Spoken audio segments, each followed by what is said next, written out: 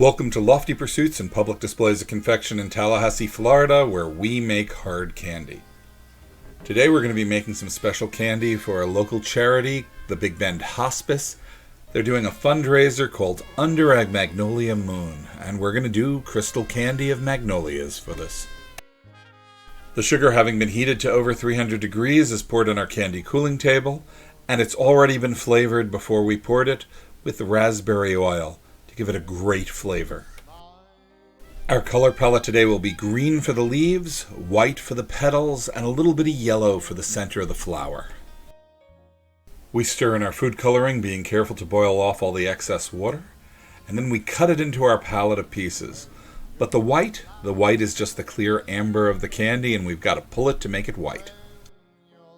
I enjoyed making this candy because I love magnolias. They're almost a symbol of Tallahassee. They grow everywhere. I've got a couple in my backyard, but that's not so weird. Almost everyone in town can say this. It's a very old plant with a very old history, and in my family, flowers are important. My mother is a botanical watercolorist, and of course, she's done paintings of magnolias among other things, but all through my childhood I was brought to botanical gardens around the world and was taught to enjoy the beauty of plants and the outdoors.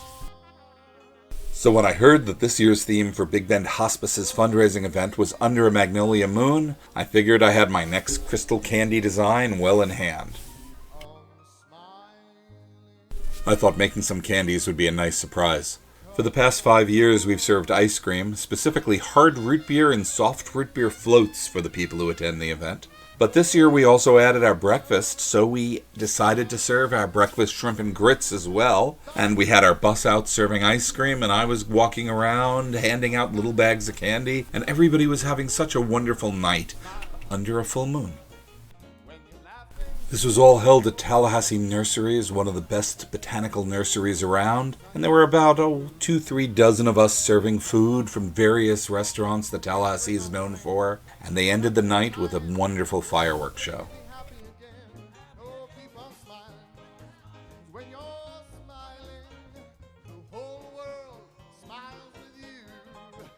We're going to put the citric acid just in the spots we're going to pull, the spots that are going to become opaque. Otherwise, they're going to show up in the clear and not look good.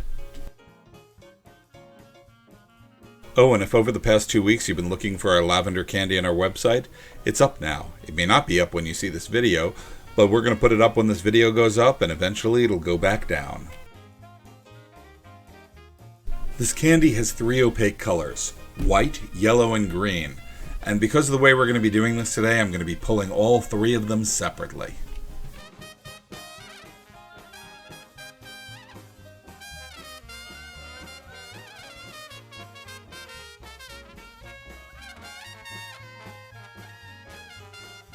While I got you here, let me ask a favor of you. We're up for a popularity contest that's run by Tallahassee Magazine. We're up for a whole bunch of categories, but 2 of them are up for online voting, and anyone anywhere can vote for them. There's a link down under this video in the comments section, or rather in the description, and if you click on it, we'd love for you to vote for Lofty Pursuits in the food truck category, because we have a wonderful ice cream truck made out of an old school bus, and in the ice cream category. Oh, and you have to vote before June 16th, 2017. We appreciate it. When the candy is pulled on the hook, it traps millions of tiny air bubbles, and those air bubbles reflect light. If you notice in the colors, just about any color can be pulled. It just becomes more pastel when you do it.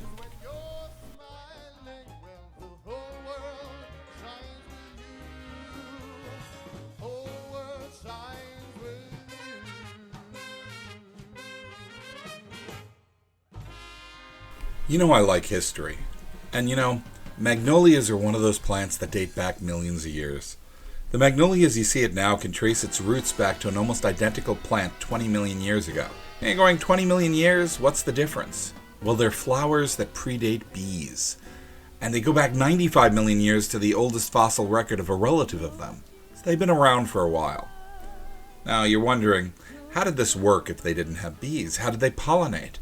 Well, the theory is it goes back to those big, heavy petals. The petals are really tough, almost indestructible. They think that the flower was there to attract some sort of beetle or other bug, and the thick petals were there to protect the flower from these beetles.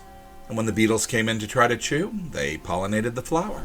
and we ended up with more magnolias. They use bees now, but whatever the reason, they figured out how to stay around for a very long time.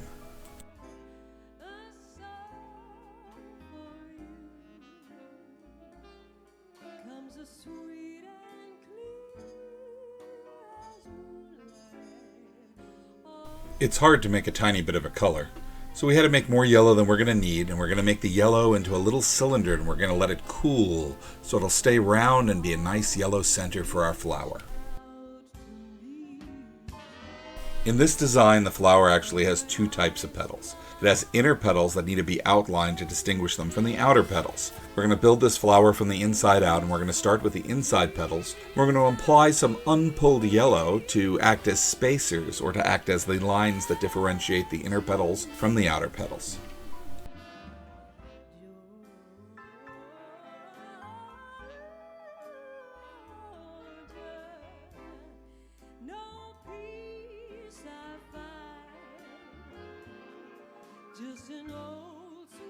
One neat thing about candy making is you don't have to make multiples of something. You make one, you stretch it, you cut it apart, and you've just made copies of what you need.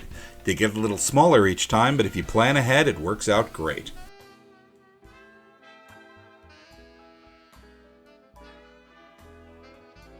By the time you see this video, all the candies that we made will have been eaten. But don't worry, you can go to www.pd.net. This is right now in June of 2017, and if you take a look at our website, you'll see that our lavender candies are up. I'm afraid if you want some of these crystal candies, get them while you can. We're not going to be making more than 1 or 2 of them at a time. There's some logistical issues, and we're going to be handling it by just limiting production and enjoy them while they come. It's like a real flower. They only last for a while, but you can enjoy them during that time.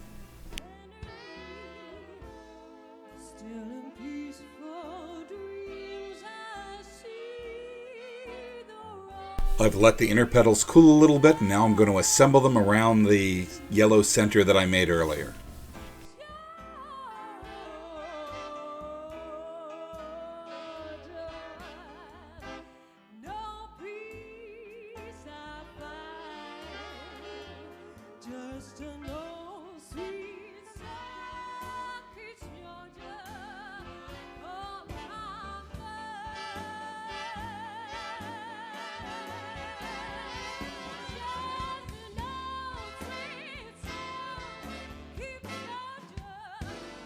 The petals risk coming together and crushing back into each other, so I've got to put a little white spacer between each one to keep them from moving.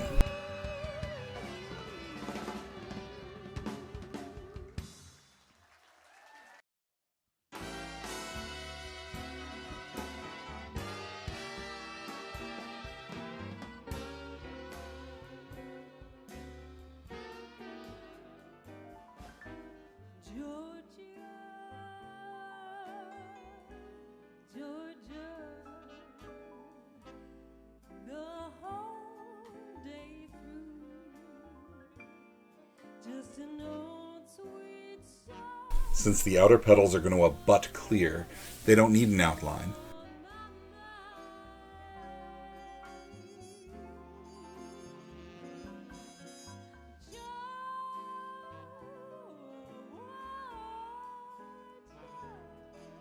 If you're ever driving down I-10 near Tallahassee, Florida, please stop by. We're right off the interstate within 5 minutes of the exit.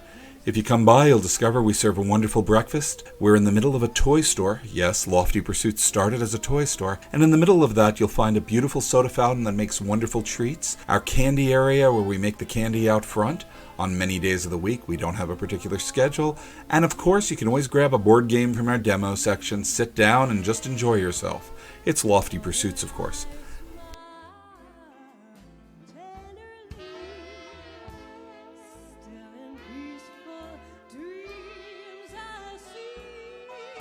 The next thing I have to do is make leaves, and my big concern is that they're not crushed flat.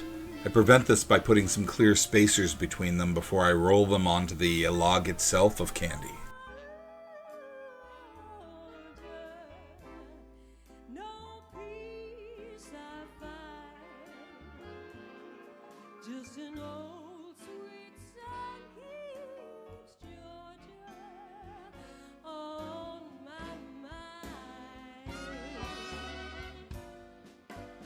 We've got to pull the log of candy into rods, and then cut the rods off and roll them and cool them so that they stay round and turn crystal clear. By the way, that large lump we just cut off is one of the ends. The ends cool too fast and we can't use them, and the artwork's always distorted there. So we cut them off and we put them in bags and we sell them in the store under the name Unicorn Droppings. We haven't figured out how to ship them mail order yet, but if you ever make it to Tallahassee, you can pick up a unicorn dropping of your own. We have a whole display of them. I'm really enjoying this crystal candy. It's sort of making me feel like a superhero. I sort of feel like I have X-ray vision and I can see into the candy while I'm making it. I've actually been seeing the candy behave in ways that I never knew it behaved because I was never able to see the inside. I kind of like it.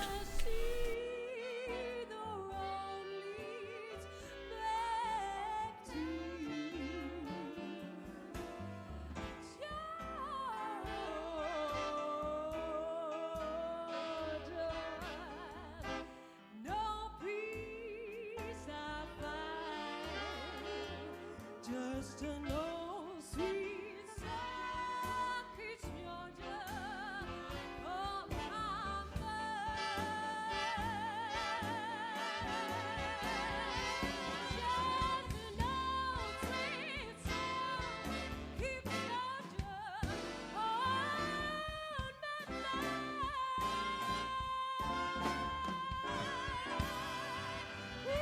All I have to do is roll these rods until they're cool so I can then cut them up into pieces, blend them with some moons to complete the set. Unfortunately, the moons didn't get videotaped. And then package them and give them out. It was a fun event.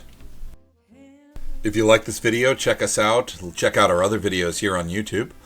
Also, subscribe to us here. We're trying to collect 1 million subscribers so we can get that next gold plaque that we want. If you want to, also check us out on Instagram, Twitter, and Facebook. We post daily updates with things we've made. We don't make videos of all the candies we make, but we often take photos of them. And of course, if you want to get our candies, just go to our website, www.pd.net. Or, if you can, come by Tallahassee and visit us in person. We're open most days, starting at 7 a.m. for breakfast. Come on in. We don't make candy every day, but we do sell it every day, and we'd love to see you. Thank you for watching.